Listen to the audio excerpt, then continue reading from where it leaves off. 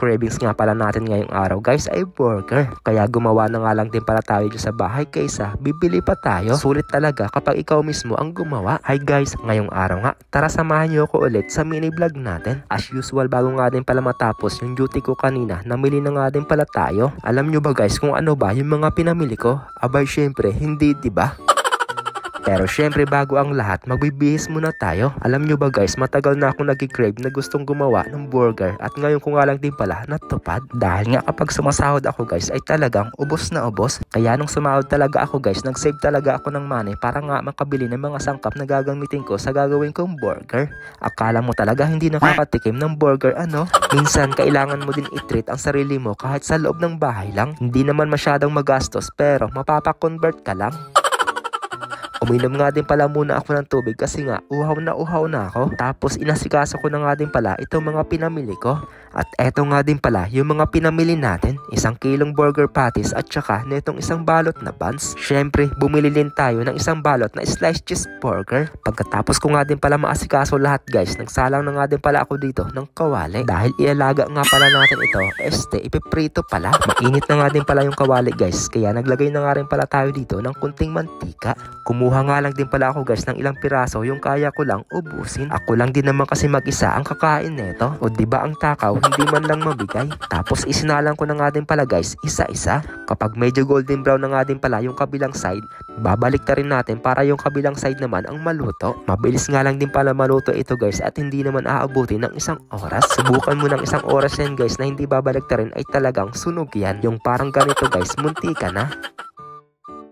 Kaya inihango na nga din pala natin ito sa mainit na kawali. Bumili nga din pala ako ng 1 pirasong kamatis na kasing laki ng mansanas. Tapos iniwa ko na nga din pala guys ng paganito. Ganito kasi guys yung inilalagay sa burger. Wala nga din pala tayong lettuce kaya eto nga lang din pala yung mga sangkap na gagamitin natin. Bibili sana ako ng pechay kanina kaso naisip ko hindi pala pwede yun sa burger.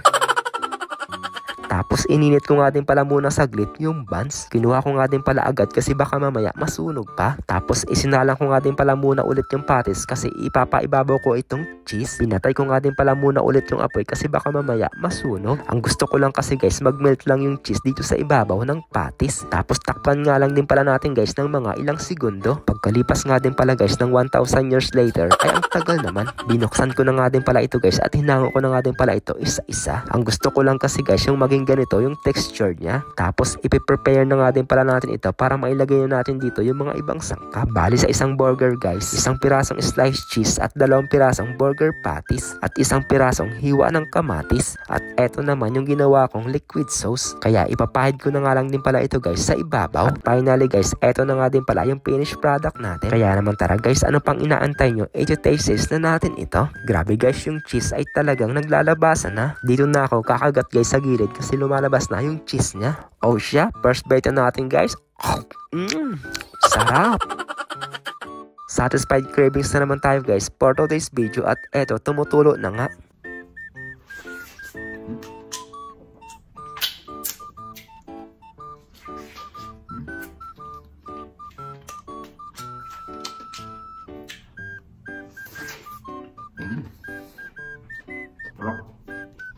O diba guys, hindi na natin kailangan pang lumabas para lang kumain ng burger. Kasi kahit sa bahay lang, pwede tayong gumawa. Grabe guys, habang binovoice over ko nga ito ngayon ay talagang natatakam ako ulit. Tapos nakikita mo yung cheese guys ay grabe, sobrang sarap.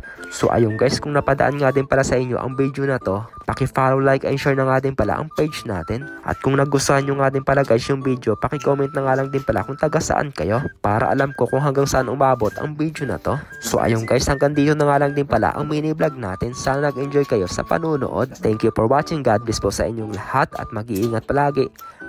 Bye-bye!